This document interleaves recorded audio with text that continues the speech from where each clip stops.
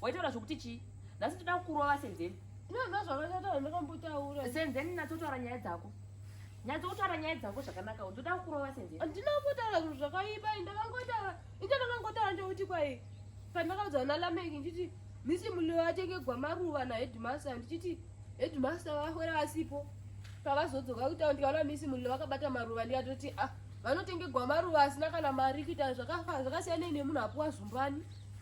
Senzeni unofanira kutoita basa rekupfeka zvivhale zvako zvitsvuku zvose usata zvitsvuku. Nyatsotaura nyaya yako Senzeni. Nhasi toda kutokurova. Zvandakuita izvozvo ndobva ndatoti misi Mulilo vanokurigwa nanavanhu vaigama vanotumigwa mari nanavanhu vabagamu. Izvezvi mari vaigama varigwa vachitumigwa mari neAccess Forex navanhu vabagamu vachindotora kutauni zuva nesvondo yoga inonzi chishanu choga choga.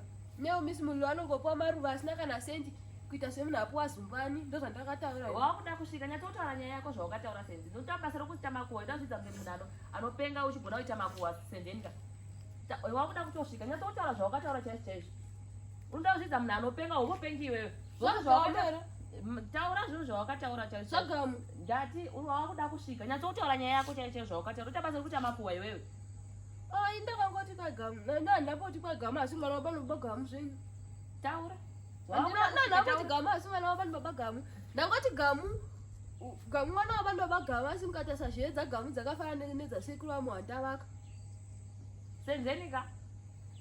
Tichipepedzisa zvese zvawakanyatsotaura chaizvo chaizvo. Wakuda kunyatsotaura chaizvo chaizvo because nhasi ndoda kukurova Senzeni. Nhasi tomboita zvekukusekerera. Ndoda kukurova. Ndozvoka ndakangotaura ini tine vazisa agamu futizve akadata sasekuru vamuhandavaka. Ndozvoka ndakataura izvozvo. Asi anhu amboti asi mwana wabanhu babagamu.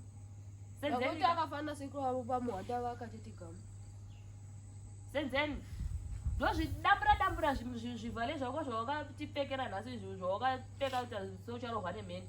Ndozvidambura izvezvi. Munhu andasanga anopenga usina upengi kai unoziva zvanunga uchiita iwewe. Unogona kuita makuhwa uchinyatsokuita makuhwa uchitaura zvinhu kwausina kuswera. Nhasi wauya kuzipana pakapfeka ndokurova Senzeni. Hausi mwana wabagamu unozvizira kupi izvezvi. Handamboti asi mwana waweni. Senzeni ka. Ndoda kukurova ende ndoda kutanga ndaudza sekuru vako. Ndoda kuvaudza kuti nyaya yakataurwa naSenzeni mubvunze anyatsokutaura ega. Ini ndamubvunza akataura. Mubvunze achataura ndoda kumurova.